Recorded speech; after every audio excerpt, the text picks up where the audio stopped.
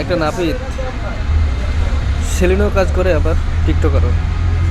সে অনলাইনে এক মিডিয়াতে এসে ইন্টারভিউ দিতে এসে সে কি কথাগুলো বলে শুনুন, ভালো লাগবে।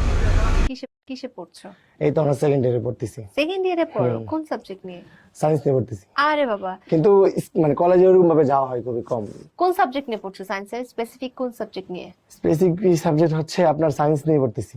সায়েন্সে তো অনেকগুলো মানে সাবজেক্ট থাকে থাকে না, হ্যাঁ, মেজর। তোমার major মেজর থাকে। কি? মেজর এটা হচ্ছে আমি পরীক্ষার সময় পরীক্ষা দিই, তো এটা আসলে মানে বলা হয়। আচ্ছা, পরীক্ষার সময় পরীক্ষা দাও। আমি জাস্ট কলেজে যাই, এক্সাম দিই, দেন চলে আসি। মানে বিজনেস নিয়ে, কন্টেন্ট নিয়ে বিজি থাকি, মানে লেখাপড়াতে একটু ওইরকম থাকে না তো মনোযোগ, ওই জন্য আর কি। তোমার সাবজেক্ট কয়টা আছে বলো? কয়টা পরীক্ষা দিতে হয় বলো? পরীক্ষা দিতে হয় কয়টা? 10টা। 10টা? তার মানে 10টা সাবজেক্ট। নামগুলো জানো 10টার? না, নাম জানি না। বললাম না, ওই যে স্টাডি নিয়ে ওইরকম ভাবে আসলে আচ্ছা বিবেচনা করা হয় ঠিক না। আছে। কিসে পড়ছো?